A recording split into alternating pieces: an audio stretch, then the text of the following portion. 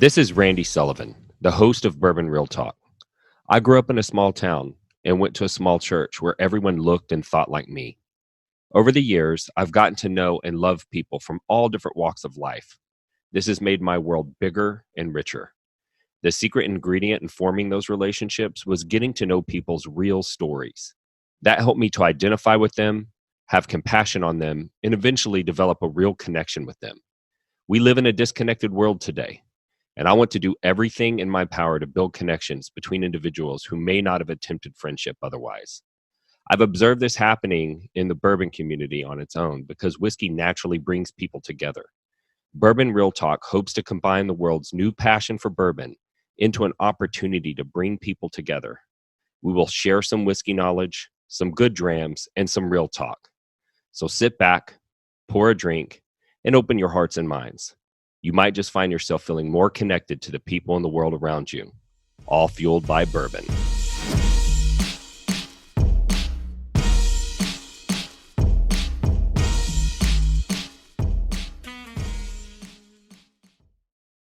Hello, everybody out there in Bourbon Real Talk land. Randy Sullivan, and I cannot tell you how excited I am about today's episode. We have a living legend in the house. You probably get sick of people making such a big deal. Like, are you used to it at this point? Yeah, you're used to it, and it's a great feeling, to be honest. Okay. Well, if you don't know, this is Ed Belfour. Ed is definitely one of the top hockey goalies of human history, for sure. Did some research on you. One of only two people in human history to win the NCAA championship, a gold medal in the Olympics, and the Stanley Cup. Is that accurate?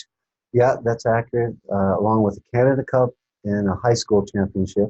Nice. Stanley Cup here with Dallas Stars. So had an awesome career and so blessed. Yeah. So a little bit of an accent because you were born in Carmen, Manitoba? Yeah, that's where I grew up, Carmen, Manitoba, born in Winnipeg, Manitoba. Oh, okay. Awesome. And so I don't know if you guys I watched a little bit of hockey when I was like high school age, which is when you were with the Stars, right? When I went to college. And so, I just remember when we won the Stanley Cup, I'm like, what, a Dallas team won the Stanley Cup? Like, that's amazing. And so very exciting. But you have kind of a rebirth entering into a new phase of life.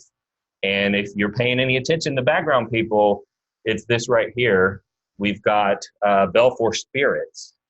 And these guys have an amazing commitment to the future of this brand. And so I just thought it'd be awesome if we could get together, drink a little bit of whiskey, talk about, what's coming up.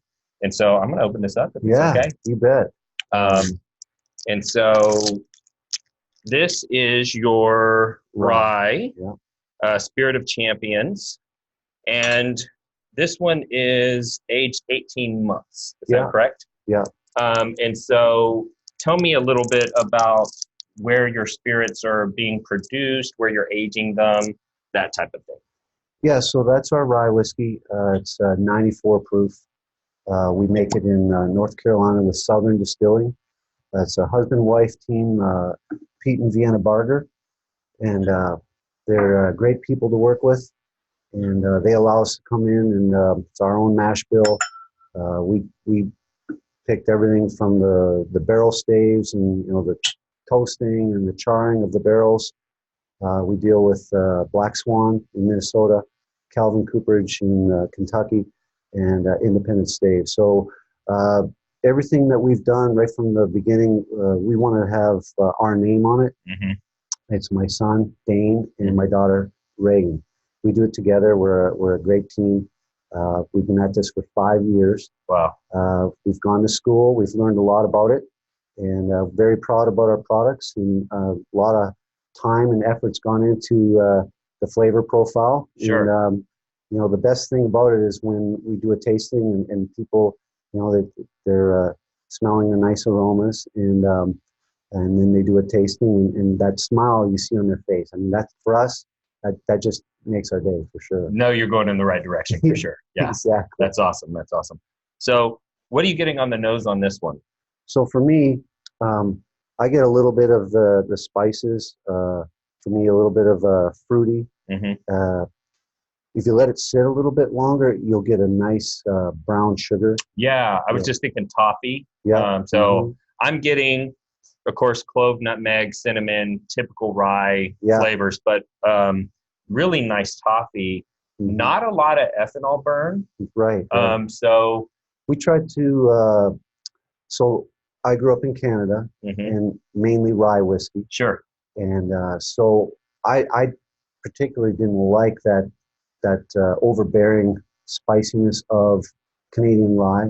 So we tried to balance out our mash bill, cutting back a little bit on the rye, and we've added corn to our mash bill. Gotcha. So it smooths it out a little bit.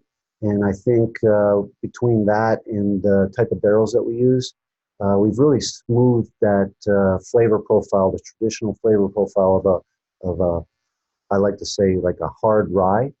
This is much more smooth and balanced, and that's what we were looking for.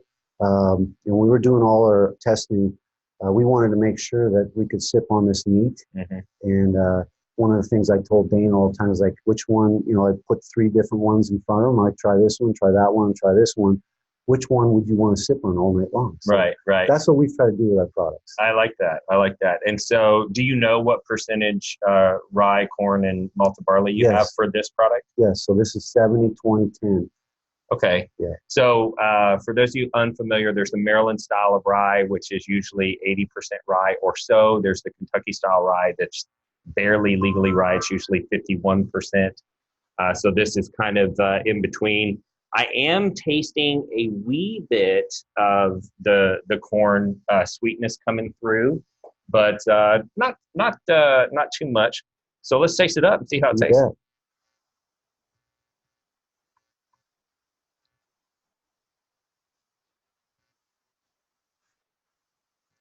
Yeah. This is my favorite, by the way. Is it? Yeah. Yeah.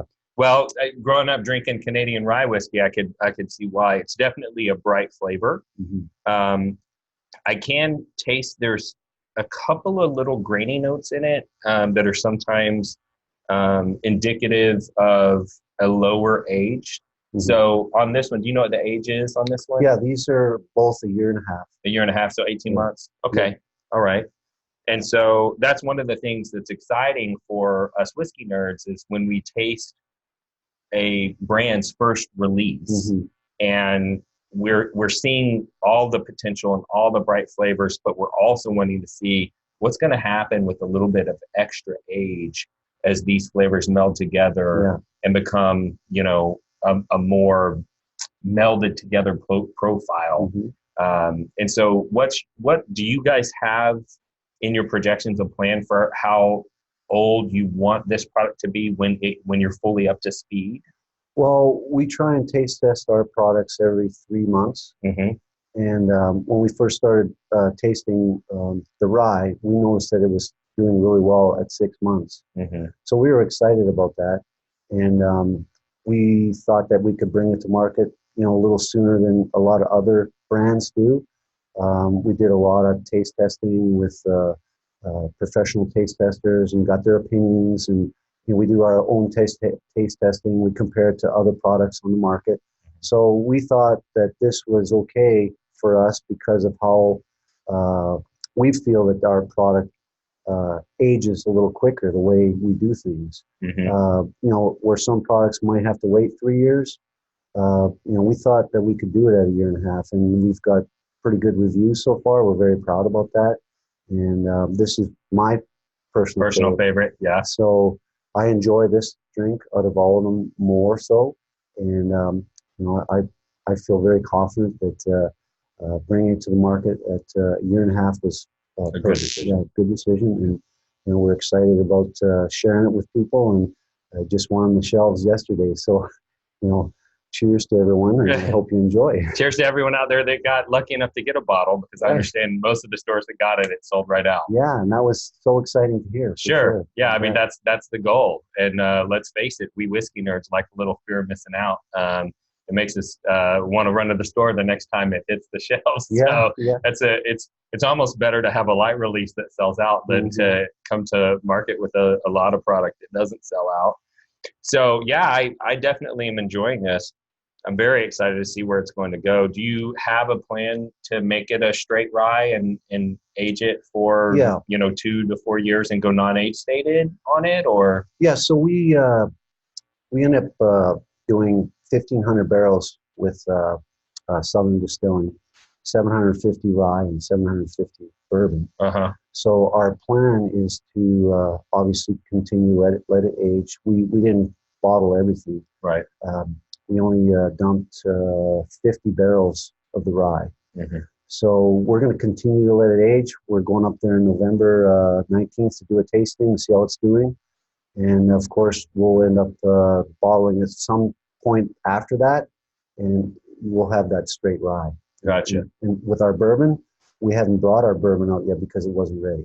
Gotcha. We have our Texas pecan finished bourbon, which we felt, we haven't tried that yet, but we felt that our regular bourbon wasn't ready, and we'll continue to taste that. When it's ready, we'll bring it out. But our Texas pecan finished bourbon, when we finished that with the Texas pecan wood right from here, it was amazing what it did to the bourbon. I feel that it brought it along at least a year ahead of its time. Really? Yeah. Really? Okay. Yeah, there's some very interesting experiments going on, especially in the rum world, where they're slightly less restricted than we are here in the United States, where they're testing other woods that, if you check historically, those woods have played a role in the development of spirits. And I think that because we had the act in 1964 that said, it's got to be a new chart of container, and most spirits are aged in used containers. The United States is producing tons and tons of first, fill barrels that have only been used once. I think the rest of the world's kind of switched over to thinking of aging spirits only in oak barrels because that's what we're producing. But I think that there's some value definitely in exploring what other woods can do to spirits. So I'm glad that you guys are doing some finishing with some other woods. Yeah, it's been fun. We tried a couple different woods, and we found that the pecan was just awesome. It finished the bourbon so nicely. We are still experimenting, and we hope to come out with some of those products in the future. Gotcha. So your distillery is being built in southern Kentucky, is that correct? We're looking at 3 different towns in western Kentucky. Western, sorry. Yeah. I think it said on the website southwestern, but I didn't know. Yeah, so. pretty much. Yeah. So we've gone there probably 7-8 times to visit the different towns, and we did the Bourbon Trail, learned a lot from that. It's a awesome place to be. We learned so much going to Moonshine University there in Louisville. And we hired a lot of the people that went to Moonshine University that were speaking there. They ended up being part of our team. So they've really helped us bring our brand along. Like I said, we've been at this for 5 years, and we wanted to do it right. So we've been learning as much as we can about every aspect of this business. And go ahead and finish that off. I'll give you a rinse so we can move to the next spirit. And so so technically right now, that's probably too much. I'll finish that for you. Yeah, don't let it go to waste. No, I don't waste whiskey. Right. I've been known to spill a glass and drink it off a dirty table. So yeah. I don't waste especially if it's good whiskey. Yeah, right? Especially if it's good whiskey. If it's bad whiskey, you're like, oh, let's just accidentally spill this. This is Randy Sullivan with the Randall Sullivan Home Selling Team and the host of Bourbon Real Talk. Producing a podcast is time-consuming and expensive, and Bourbon Real Talk wants to maintain its integrity by not promoting products and services that it doesn't believe in. For this reason, I've opted to have my real estate team sponsor this program. The Randall Sullivan Home Selling Team has operated since 2008. We've sold almost 500 homes. We have proprietary programs that make a massive difference to the outcome of our clients, and we service the entire North Texas area. If you live in North Texas and you need to buy or sell a home, please give us a chance to explain how our services could benefit you. We understand that not all of our listeners live in North Texas. We also know that not all real estate agents are created equal. If you need a real estate agent outside of North Texas, the Randall Sullivan Home Selling Team has access to tools to help you find a highly qualified agent in your area. The service is free for you, and we stick around through the end of the process to help you with your transaction, even when we're not your agent. If you have a real estate transaction in your future, please reach out to us at randallsullivanteam.com, Facebook, Instagram, or just give us a call at 214-385-9101. We're going to try your bourbon whiskey. This is the one that's finished in Texas pecan wood. Yeah. Okay. Yeah. So let's smell this one up. Now there's something that's coming out on the nose. For me, it's vanilla. Yeah, definitely getting plenty of vanilla, but it's gosh, I mean, the only thing There's definitely some smoke to it. Yeah, a little bit of that sweet oak smoke Mm-hmm. along with the vanilla. And so when you say finish, did you submerge staves? Is that what you did? So we finished the product for about 2 months, and there's about 150 inches of staves that are cut into like 12-inch pieces. Uh-huh. And then they go in the bunghole.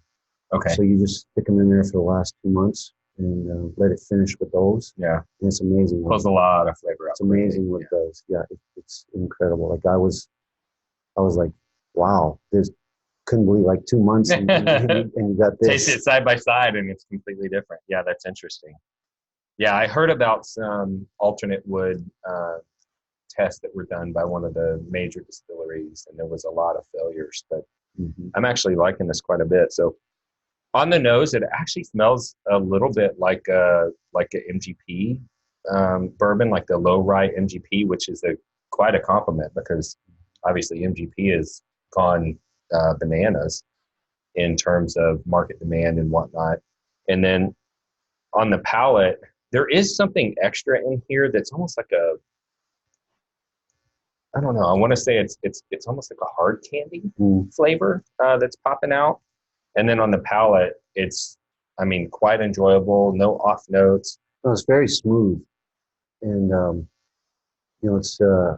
I've heard creme brulee come out a couple times from people when they do the tastings. Yeah, I'm thinking that the stave finishing is adding enough of that caramelized sugar flavor, creme brulee, toffee, toasted marshmallow, anything in that category. I'm getting all of that, but it's not overly sweet like a sweetened blended whiskey. No, not at all. So don't think like Crown Royal or TX. This is still legit bourbon For sure. and it is bourbon. So there's no adulteration to this. It's just finished with pecan wood, but it's definitely extracted enough vanillin and caramelized sugars to give it a nice character.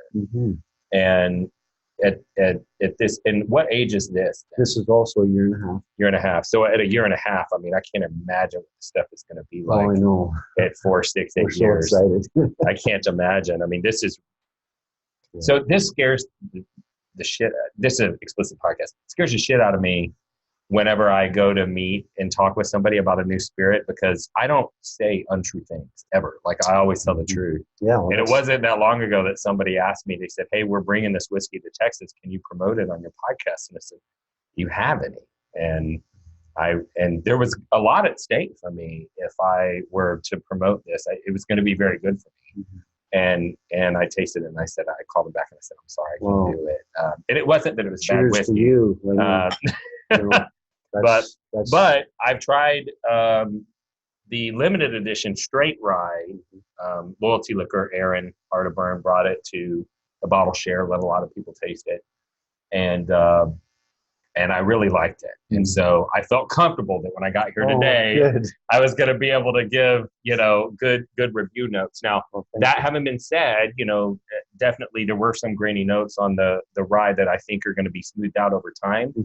But I mean, overall, I'm really impressed with this distillate. I mean, I feel like it's definitely going places, and you've got excellent color in the bottle as well for the limited amount of time that it's been in the barrel. Now, these barrels are being aged in what state? They're in North Carolina. North Carolina? Southern Distillery. Okay. Yeah. And so technically right now, what your contract distilling, it's not your still that's being used at this time. It's your mash bill. Yeah. You have guided their team, but their distiller is using their equipment to produce your whiskey. Exactly. And our distillery, like we were talking earlier, it's going to end up in Kentucky. And we're going to have the same still from Van Dome that they use at Southern Distillery. It's a 18-inch column still. Okay. So you are going column. Okay. Yeah.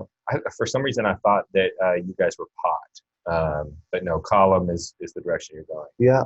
You know, and there's an argument to be made that you know, true Kentucky bourbon should be made in a column still, but there's a lot of producers that I'm friends with that use a pot still, and some that use hybrids, and I can respect all of it, but I like going column. So, what's your production capacity going to be? So an 18-inch column still will produce approximately 15,000 barrels a year. Okay, so that's that'll be plenty for us. We'll maybe contract distill. Yeah, we'll do a little bit of that probably. Yeah. You know, if we maximize that out, I mean, we'll be, you know, ecstatic. Right. Sure. Yeah. That's a good problem to have. Exactly. Well, you know, it's not always a good problem to have. It helps that you're a celebrity and that you're one of the world's most famous hockey players, because some companies get bankrupted by the need to expand. But I doubt that's going to be an issue for you guys. So who is your master distiller?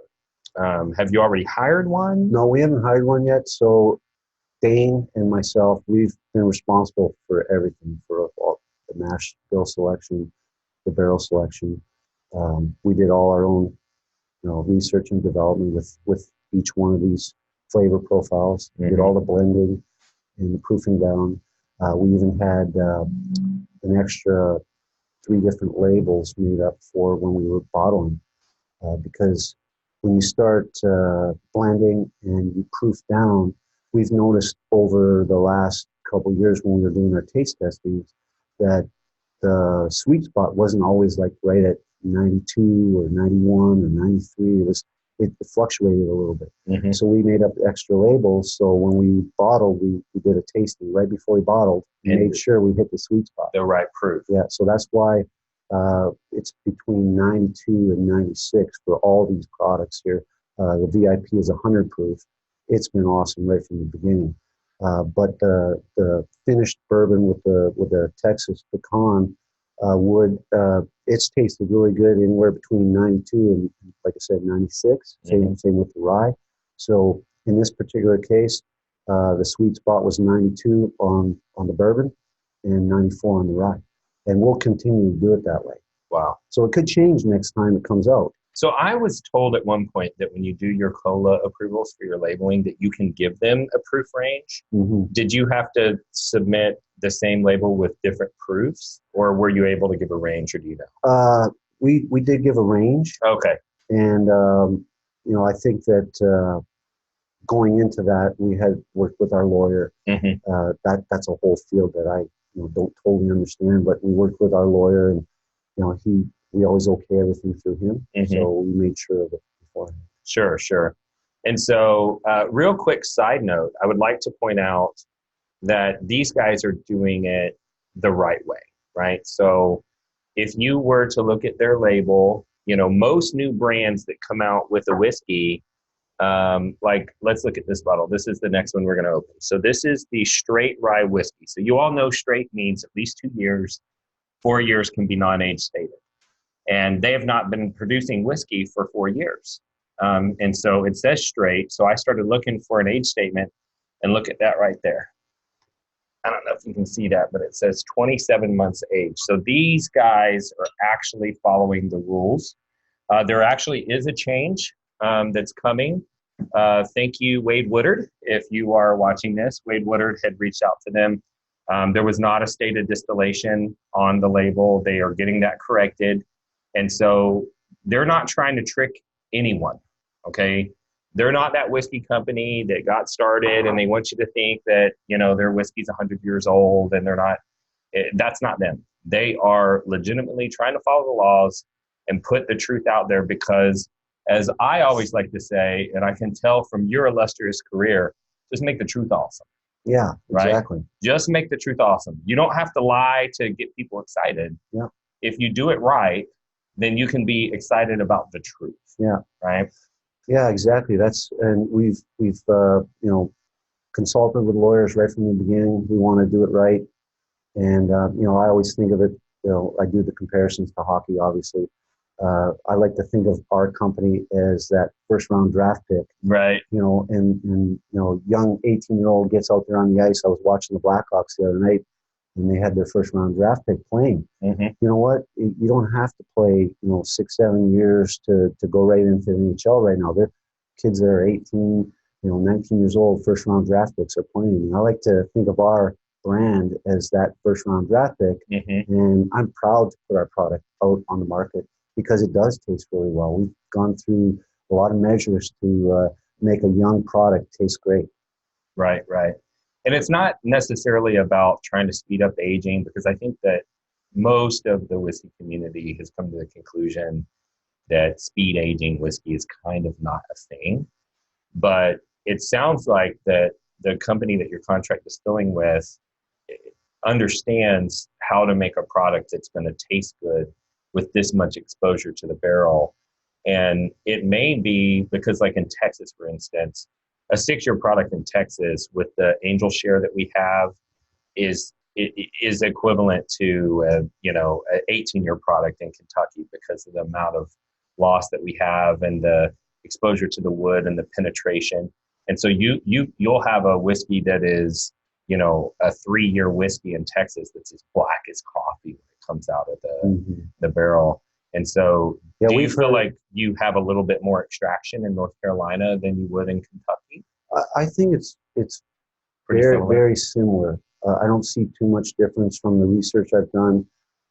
Like our proof, barrel entry proof, it went down a little bit in the barrel, which I did a little bit of research on that. And North Carolina, Kentucky have very similar humidity levels. And that has a lot to do with what happens. Right, what happens with it. Yeah. Mm-hmm.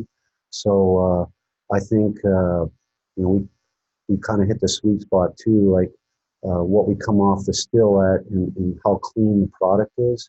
That makes a big difference. And what you put it in the barrel at, that barrel entry, that makes a lot of difference too, we feel, on how quickly it can age. Yes. And the flavor profile that you get at a much sooner time span. So let's get into the nerd details. So let's start off with your grain. Where are you sourcing your grains from? Everything's local in North Carolina. Okay. So do you plan to continue that when you switch to Kentucky? Once we go to Kentucky, we'll end up using somebody, pretty close to the distillery. Mm-hmm. I'm pretty sure that they have a ton of corn there. But they do. Yeah. So Kentucky Dent, baby. Right. That's what it's all made from. We'll use as much as we can, all local stuff. Okay. I believe in supporting local businesses, and with same thing with all of our stillage. We'll work with the local farmers to get rid of that was one of the reasons that we looked at Western Kentucky, is because there's so many cattle farmers out there. We'll be able to get rid of our stillage very easily. Gotcha. And then, just out of curiosity, any plans to capture CO2 or anything like that, or? No, we haven't looked into that yet. Yeah, it's super expensive, and normally it doesn't make sense until you're way bigger. But I was just curious. Yeah. You've got such a philanthropic background and been involved with so many different fundraisers and whatnot. So you can only focus on so many good things at once, I guess. Yeah. Well, we'd like to use solar if we can, for sure. Yeah. I'm a huge believer in solar energy. So. Yeah, that would be a huge impact on your your net footprint or something like that. So you're sourcing local. You've got your malted barley, I'm sure, is a part of your mash bill, rye and corn. Yeah. Do you have any wheat involved or any other grains involved in any of your products? Yeah, so our bourbon is wheat. Oh, okay. Yeah. All right. Yeah, our mash bill there is a 60-30-10. And I always believe in using malted barley. I know there's some brands out there that don't use any malted barley, but I feel it brings that extra balance that I think it actually creates unique flavors and aromas also. Gotcha. I know there's some people that just use enzymes. Do you augment with enzymes or no? No, we don't use any enzymes. Okay. That's why we went with the malted barley. Gotcha. We feel that it's traditional. Sure, more traditional. Gotcha. So just so you all know, when you are cooking your mash, you're trying to convert your more complex carbohydrates into simple sugars, so that the yeast can eat it, because the yeast don't eat the complex carbohydrates; they only eat the sugars. And that's why malted barley is added, because it's super high in an enzyme that causes that conversion to take place. And so virtually all bourbon mash bills include some malted barley, but they can also emulate that enzyme, and it can be added to the mash while it's cooking. And there are some distilleries that aren't using any malted barley because they can just use the enzymes instead. But you've opted for a more traditional approach. Yeah. And so a 10% malted barley is high enough to get enough of those enzymes in there to extract your sugars. Exactly. And so that's admirable. That's awesome. And so I assume then that you're also you're not using a sweet mash process. You're using a sour mash, and you're keeping back some of the spent mash for. No, we go with the sweet mash. Really? Yeah. Okay. Right now we're doing sweet mash, and I think the way it's tasting, we'll probably continue that. We thought about doing sour mash when we were going to have our own distillery, where we have more control of that. So we wanted to keep things simple in the beginning, and obviously when you contract, it makes it a lot easier for them too. Sure. So we go with sweet mash, and it's working for us. So if it continues the same way, we probably won't change it. So do you know how long your fermentation process is? Because just so that you guys know, the sour mash versus sweet mash has to do with controlling pH in the fermentation. So if you take some of the spent mash from the prior batch that you had fermented, and you throw it into the next batch, it changes the pH level, and that makes happy yeast, and yeast eat the sugar faster when they're happy. So in the state of Texas, most of the people who use a sweet mash have a 7-day fermentation process. The average fermentation process in Kentucky is probably 2.5 to 3.5 days, so it's a lot shorter. It's way more expensive to do a sweet mash in Texas because you have to have more fermentation bins. So do you know what your fermentation time is? Yeah, ours is 3 days. 3 days? Yeah, okay, so you're able to extract all the alcohol that you want out of it in a shorter period of time. Yeah, it's working well for us. I think that we got lucky on that part, but that was one of the things that we learned at Moonshine University, is how important those yeasts are, and there's so many choices of different types of yeast out there, and so when we worked with Pete with the yeast, and he suggested a particular yeast, and we went with that, and we tried it, and it worked perfectly, and it's like 3 to 3.5 days. Wow. So I mean that's standard fermentation time for sweet mash. That's good. Yeah, very good. Yeah, a lot of times you have to let it sit for it to get through that range of pH levels. But if you're getting that in that short amount of time, and based on what I'm tasting, it sounds like everything's working. And let me say real quick, everybody, like, I'm not just bullshitting because I'm sitting here with a living legend. Like, legit, this is good ass whiskey. It's like it tastes good. Like, I would drink this for sure. I plan to always have this in my bar, right? And plus, now we're friends. I mean, I gotta tell everybody the story about how sometimes I hang out with Ed. I mean, what do you here, taste some of this whiskey. It's going to be a whole thing.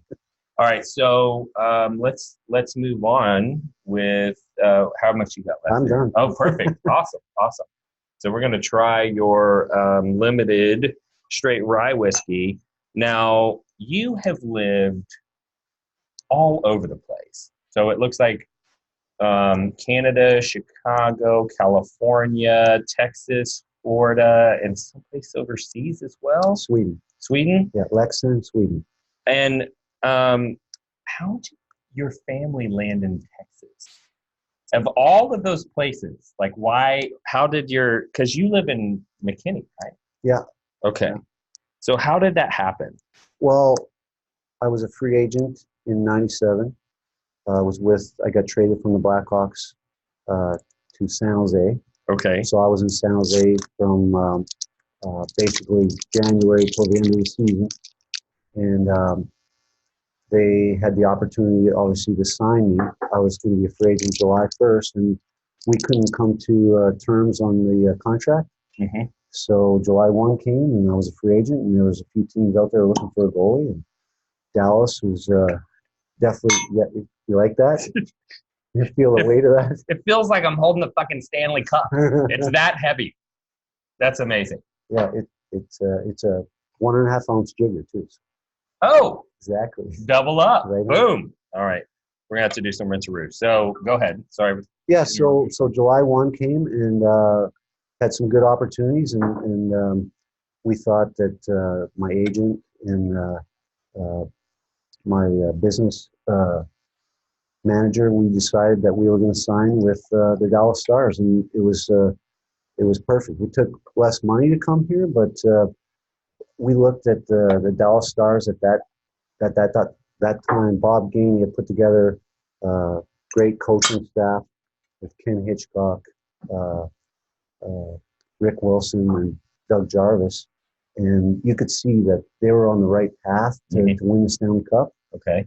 And that's got to be important for somebody at your stage in your career, right? Yeah, because you need to land someplace where you can go all. Exactly. I hadn't won the Stanley Cup yet. Got close with the Blackhawks in '92. We went to the finals against Pittsburgh.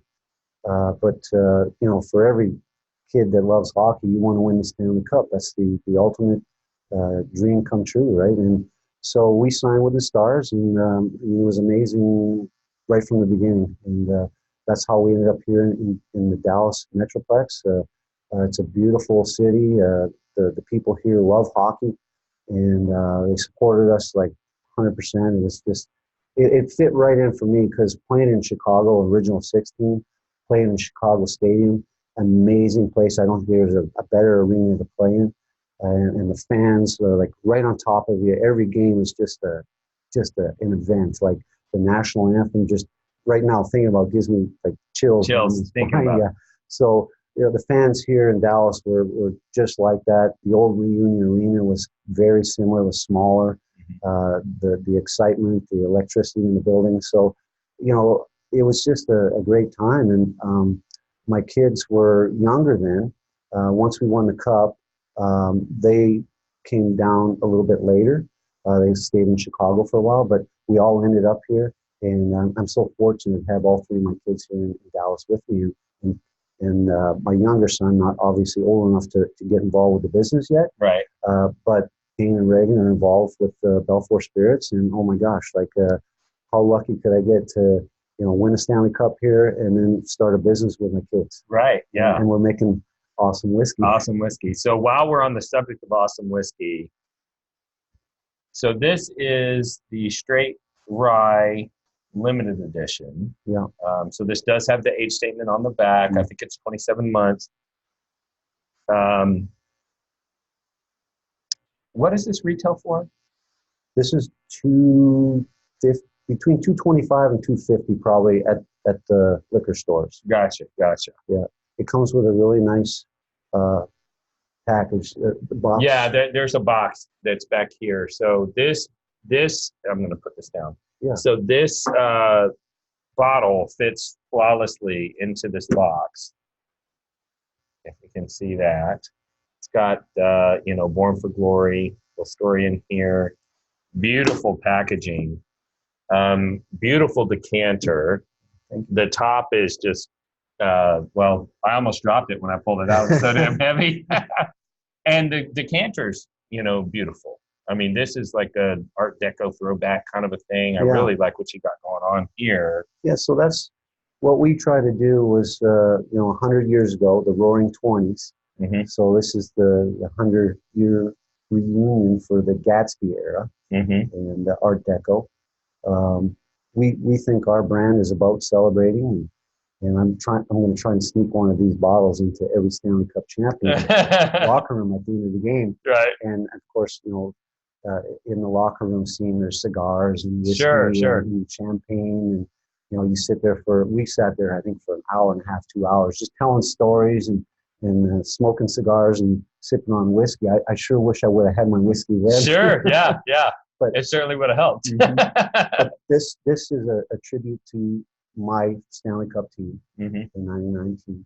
And what we've done is we've made a bottle. So Mike McDonald, number 9, he gets the 9th bottle. Okay. His name is engraved on right here. Oh, okay. With his number. Okay. So we've done that for everybody on our team and the staff. I think there was 49 of these bottles for each one of the members, and those names are all on the Stanley Cup. Oh, wow. So that's what this is a tribute to. A tribute to the Stanley Cup win. Cheers to you guys. And let me tell you, it's okay, 200 and whatever, that it's fucking expensive. Okay. Yeah. However, this whiskey, even though it's kind of young, is very reminiscent of Kentucky Owl Batch 1, in my opinion. So it's got all of those clove, nutmeg, cinnamon, typical things that you would experience from a rye.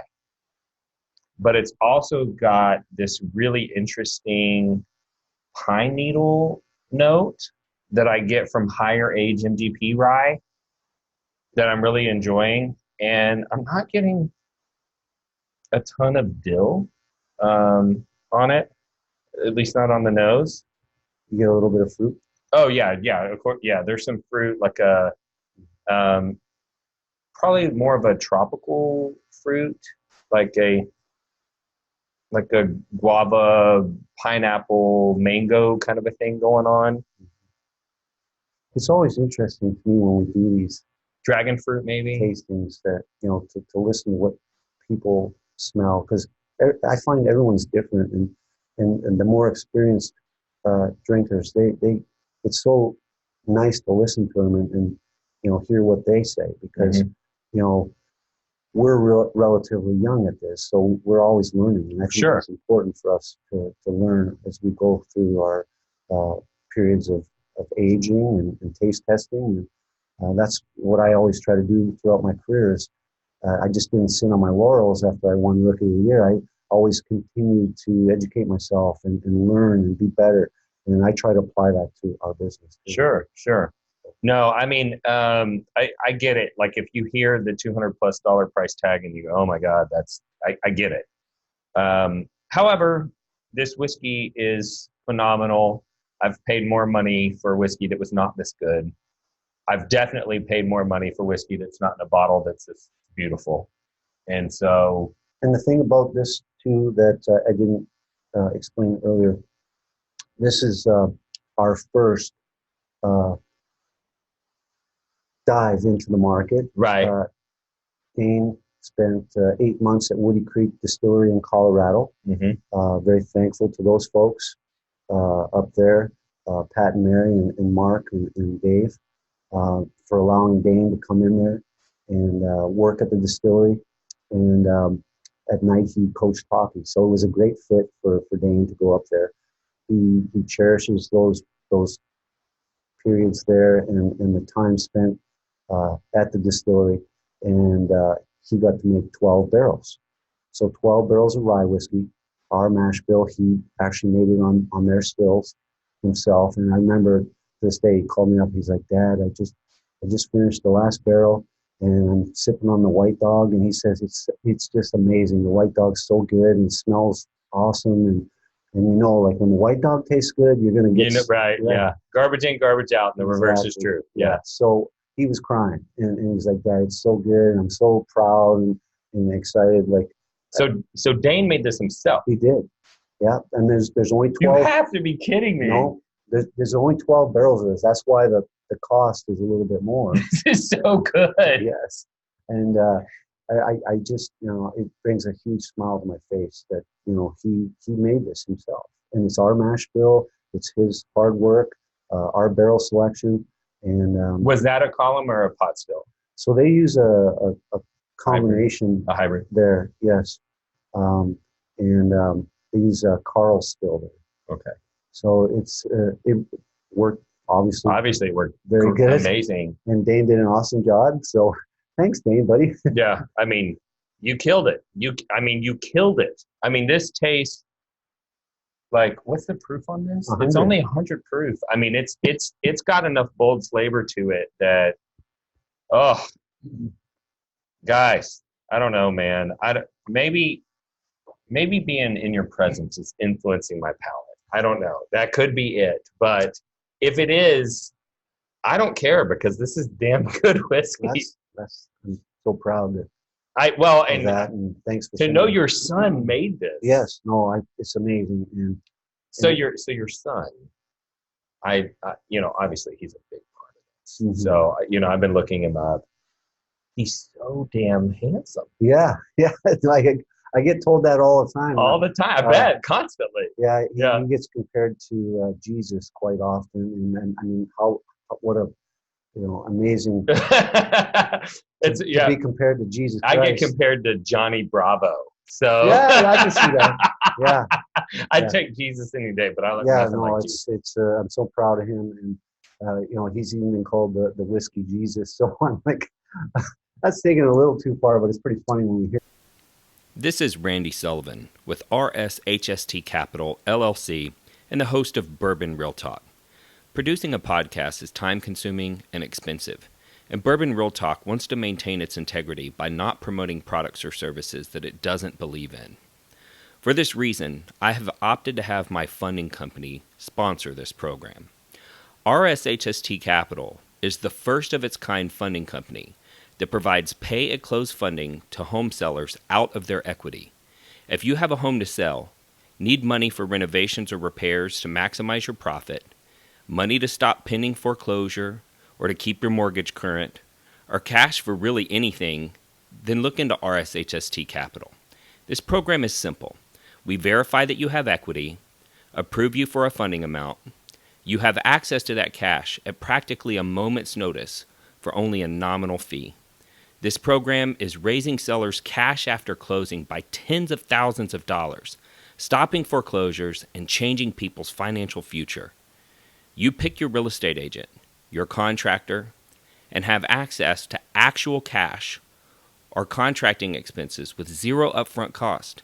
This is a nationwide program, so if you have any curiosity about how it works, please look us up at rshstcapital.com, Facebook, or just give us a call at 214-385-9101.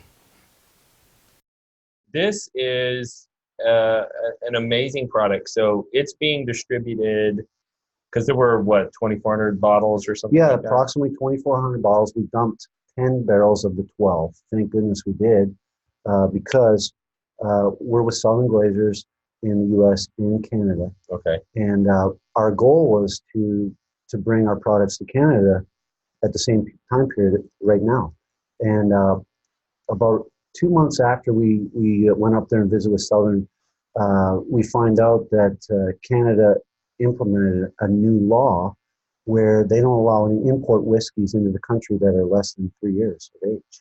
Really? Yeah, so we have to wait another year or next summer before you can take this product. So thank goodness we come back 2 barrels.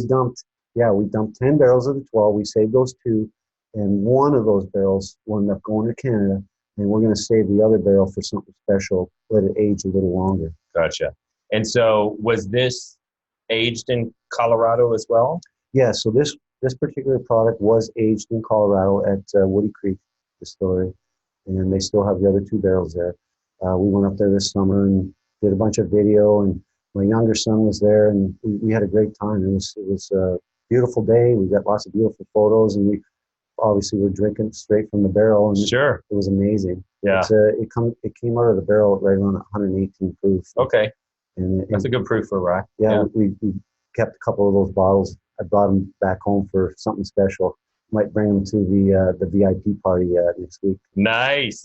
Well, I'm going to be there, and my special guest is not my wife. I brought I'm bringing Raymond Taylor from DFW Whiskey Club, trying to get the word out there to all of the powers that be about your amazing spirits and the journey that you're on.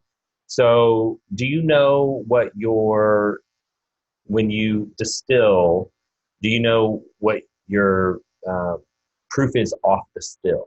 Yeah, so that goes into the flavor profile a lot. So we've experimented with that. We've narrowed that right into, I'm not going to tell you where it's at, but we've narrowed it into an area where these flavors come out. Gotcha. So that's a very important part of why some whiskeys taste the way they do. Sure. Some are great and some are not so great. Okay. And I think it has. So that's proprietary for you guys. Yeah, it is. What your off the still proof is. It is. Gotcha. But it does make a huge difference.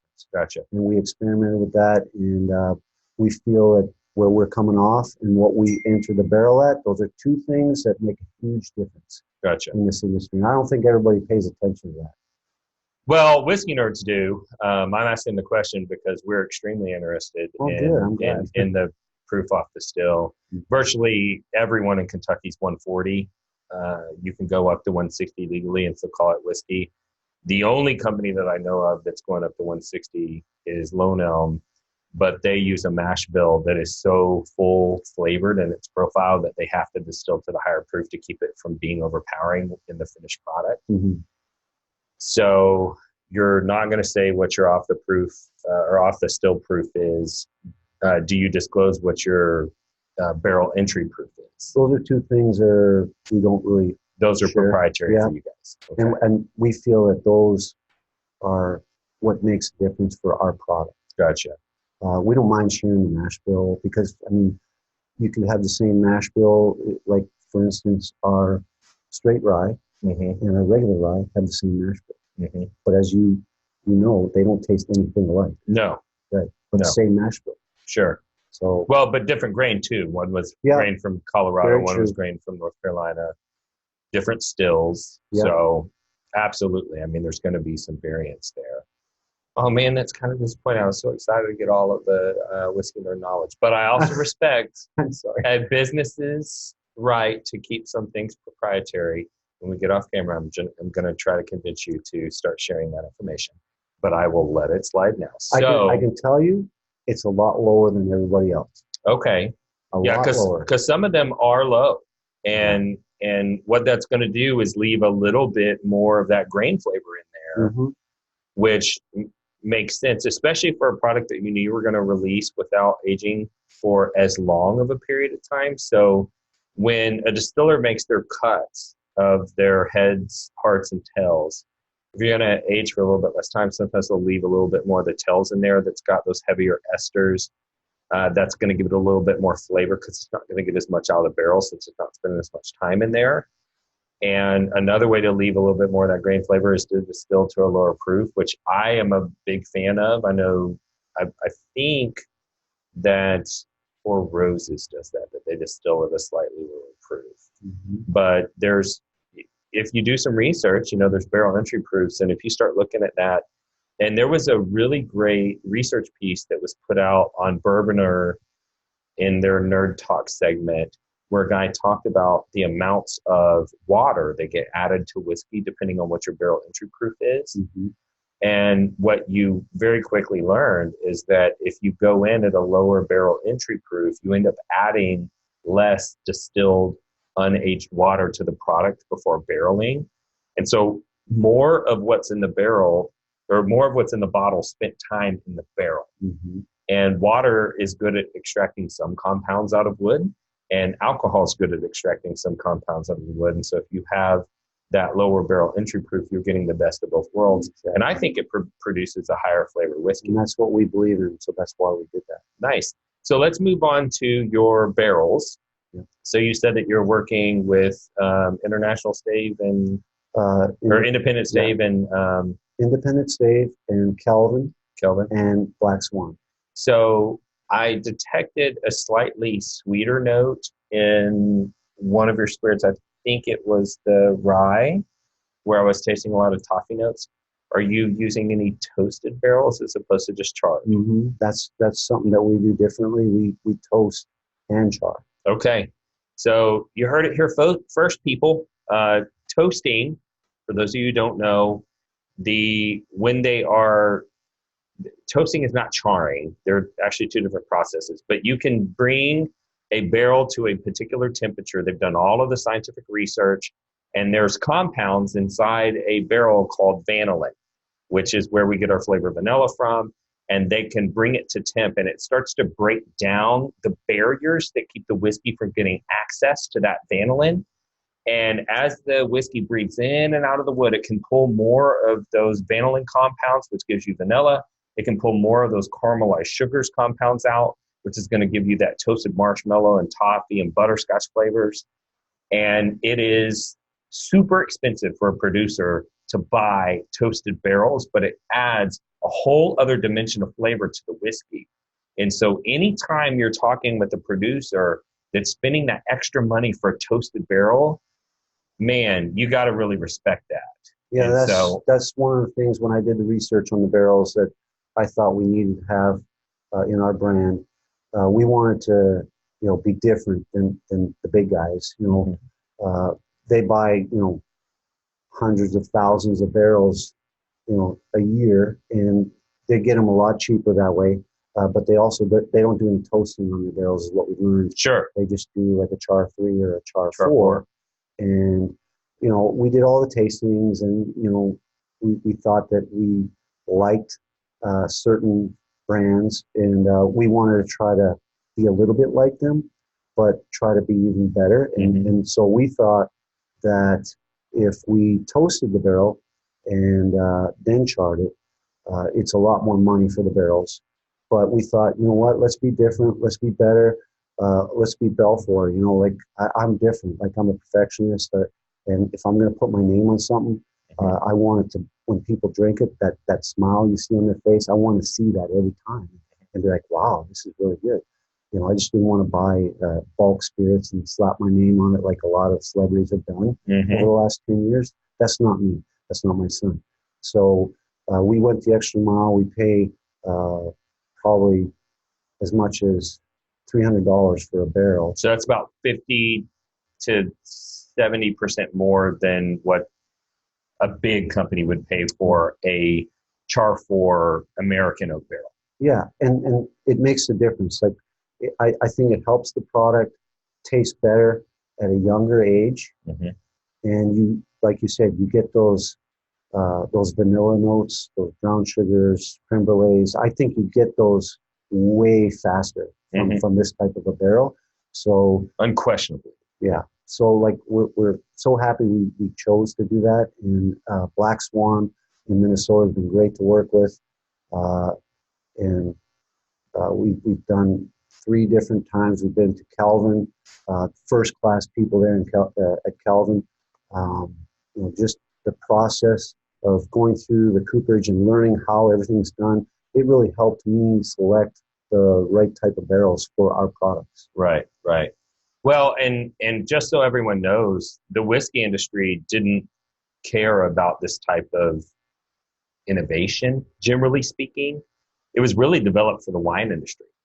And to be honest, probably Bill Samuels is the one that kind of started bringing that technology into the whiskey world with the Maker's Mark 46 and the Private Select. And now a lot of, especially craft producers, are starting to realize there's value here in paying that extra money for those barrels. And now we're getting all of these advanced level flavors in a much shorter aging period of time without, and you're going to be able to get more of those caramelized sugars and more of those vanillins without pulling out as many tannins. And so your whiskey is full flavored without being bitter. Yeah. And, that costs money.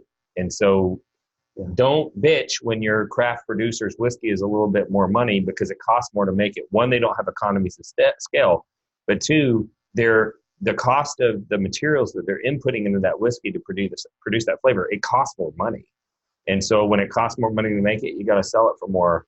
Yeah. And we have to understand that as consumers. The other thing that we do that's probably different than a lot of other brands is the staves that we use. They're all 18-month air dried, air aged. Damn. Yeah. So okay. So can y'all remember not too long ago when seasoned wood came out, E.H. Taylor seasoned wood? It was 13 months air dried. And how much is that bottle selling for now? Like $900 a bottle in the secondary for 13 months air dried, and yours are 18 months? Yeah. That's important to us. Yeah. And so what that does is that air aging actually extracts tannic acid from the wood. So oak, the reason why we don't use red oak in barrels is because it's filled with this acid called tannic acid. It's called tannic acid because you've heard the term tanning hides, that, where you tan leather to make it useful for, making boots or jackets or whatever it is.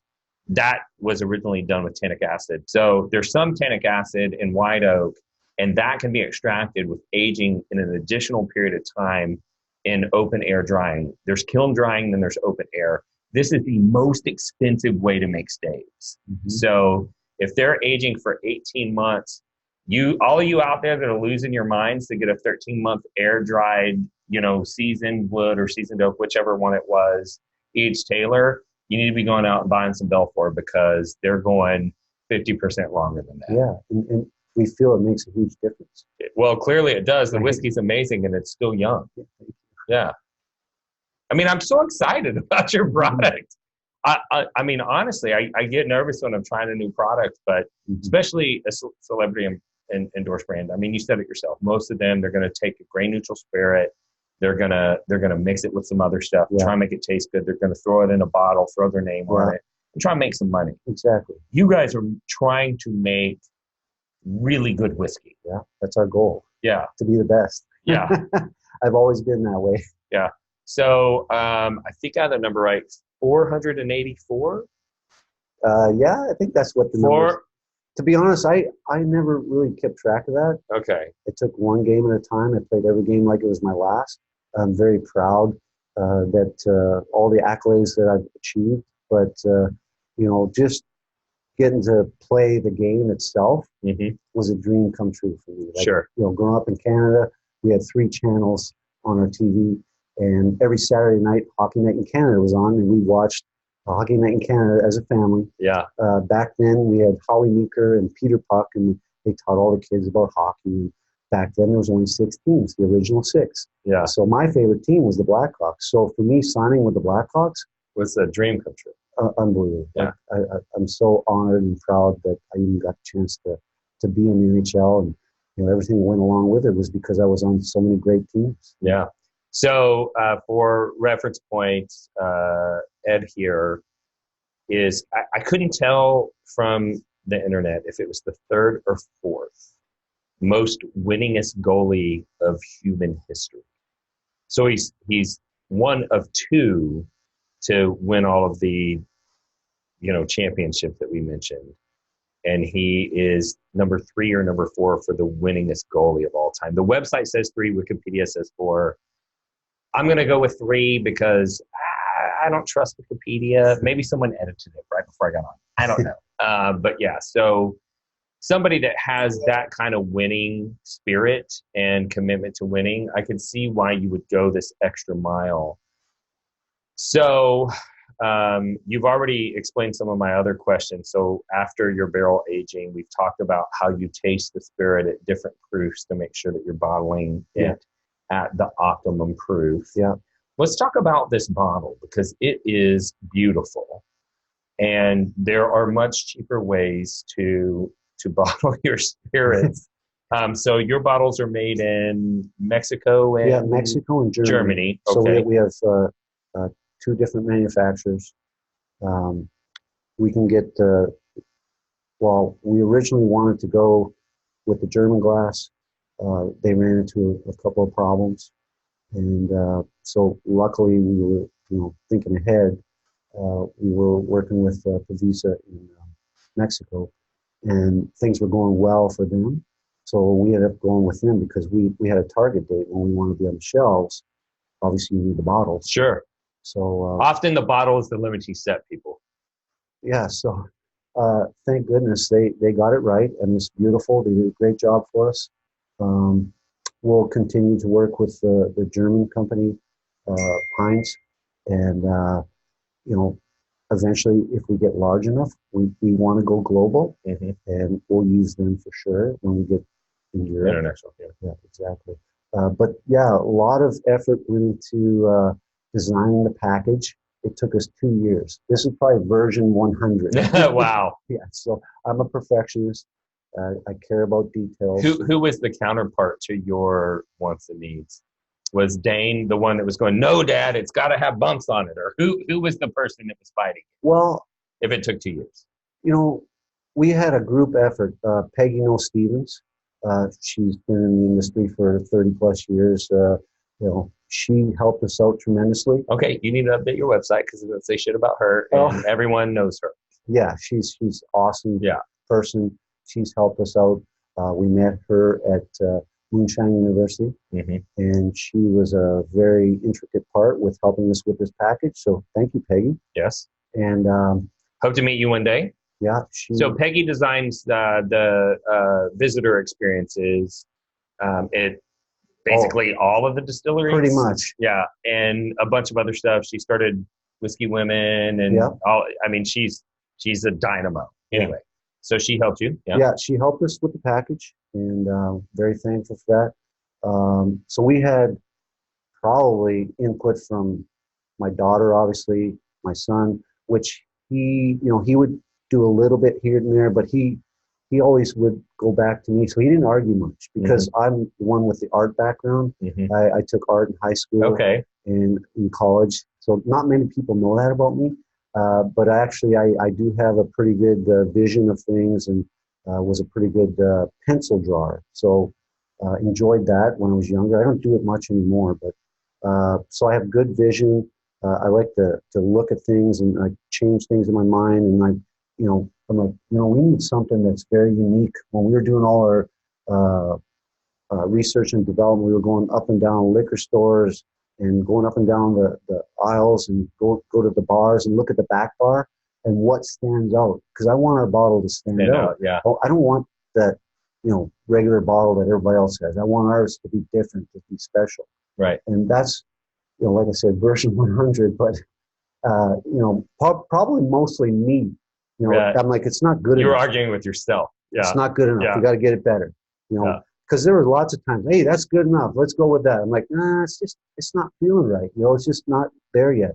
And we just kept tweaking it and changing it. And like, yeah, that's working. And then, you work with that for a little bit. And then there's just something else not right. And then we worked with that and we changed it. And like with the wings, like that was an amazing part of the top label here, the wings on the side, because we didn't want it to be too overbearing with your history, right, with my history, but we wanted something on there. So the wings and the eagle, this is the new eagle. So if you look at all my masks, they have an eagle on each side. Right. Eddie the Eagle he's Eddie the Eagle. If you didn't know, he always had an eagle on his helmet when he was playing as goalie. Right. So this is an interesting story, how this eagle was created. One of my best friends, Jeff Reaghan, who ran my car company, also a car guy. We love street rods and muscle cars, and we had Carmen Incorporated, and we made some beautiful cars. But his daughter was born the year we won the Cup. Okay. And we have pictures of Abby in the Stanley Cup. Okay. And turns out Abby's an artist. So she's 20 years old now. And I'm like, Jeff, like... Damn, I'm getting old. Exactly. But I'm like, you know what? We're working on a new package for our bottle. We're trying to get an eagle on the bottle. And I don't want to use our old eagle. I want to create a new eagle. So we worked with Abby, and Abby came up with this new eagle. Nuh-uh. Yes. That is amazing. So for those of you who are listening and not watching, so we mentioned it. So he was known as Eddie the Eagle, but I believe he goes by Ed now. And on the bottle, if you're going to start a celebrity brand, we've already established he's not trying to just make money off his celebrity. He's trying to create excellence. So don't get confused. But the top label wraps around the bottle, and on the sides, it looks like eagle wings. And on the neck label, by the way, it is a square bottle with Art Deco. What are these things called? Is there a name for this? Stippling? The stippling on all four sides of a square bottle. By the way, it does have a normal footprint for any of you who own liquor stores. It's not going to take up too much space on your shelf. You won't have to turn the bottle sideways. You'll be able to have it face front. and but just beautiful. And then the neck label's got the eagle on it that Abby designed herself, which is amazing. So, gosh, just a beautiful package. Yeah, thank you. So, is there? We are about out of time. So, is there anything else that I didn't ask you about that's important for people to know about Belfour Spirits? Well, we just got on the shelves yesterday, and we were so excited to be at Goody Goody. We're going to be at Seagulls, and we took a bunch of photographs there yesterday and posted. So very happy about that. We're in Chicago. We're going to be at Kenwood's, Garfield's, and one other, Sal's. We definitely want to go to all the other liquor stores. Sure. We have an awesome website, belfourspirits.com, and we'd love to have you guys all come visit us eventually at our distillery, which will be in Kentucky, and have a drink with everybody. That's important. And, please find our whiskey at those places, and let us know what you think of it. Yeah, and do you know if you're sold out at Goody Goody or? Yeah, that was the funny thing. We found out that everything that was on the shelves disappeared pretty quickly. So Gotcha. that was a great feeling. Yeah, thank you, folks. Thank you for that. I will tell you that I have zero qualms about endorsing this product. If you get the opportunity to buy it, you definitely should. The flavor's there, the quality is there, and the reality is, you see some of these whiskey companies come on, and you don't know if they're going to be around in 5 years or not. This brand is going to be here, and it's going to be big, and it's going to make a splash. I can already tell by the quality of what they've put out at such a young age. So you can be a naysayer if you want to, or you can be the smart one that buys as many bottles as you can and holds them back, because I think these are going to be something that you're going to want to have in your collection, 5, 6, 7 years from now, when the brand is a little bit bigger than it is today. But definitely some good whiskey. So people can find information about you at belfourspirits.com. Yeah. Is that correct? Yep, belfourspirits.com. And you have a Facebook page, right? We do, yeah. And are we on Twitter, Instagram, anything else? Yes. Twitter, Instagram, all the social medias. Get out there and check and see. They're going to be doing some events in the future, so you want to definitely go out to those. Yeah, we're big on events. Yeah. We do private tastings, wedding parties, all that type of stuff. Dinners. We do all that stuff. We believe in social media, getting out there, meeting folks. We think it's very important to meet people face to face, have a drink with them, and tell them all about Belfour Spirits, and have a great time. As my son says, have a party. Yeah, have a party. Exactly. Thank you, everyone. Yeah, and if you want more information about Bourbon Real Talk, you can find more information at bourbonrealtalk.com. You can find us on Instagram and Facebook /Bourbon Real Talk. You can search for us on YouTube, and you can make show suggestions. It would be really, really awesome if you would subscribe on YouTube and also on the podcast app or on Google Play, wherever your podcasts are consumed at. That would be great. And if you would leave a review, unfortunately, the algorithms that decide whether or not they're going to show this podcast to other people are heavily influenced by reviews and subscriptions. So if you could do that, that'd be great. But, if you want to give some negative feedback, that's fine. Negative feedback is also good. I'm not afraid of it. I will tell you that if you do bitch about this product too much, you're going to end up with egg on your face, because this product is going to be big in the future. You heard it here first, and if you don't like it, you can kiss my ass. Love you. So awesome. So if you woke up this morning and you were unsure whether or not anyone loved you, just know that I love you, and I'll see you next time. Cheers. Cheers.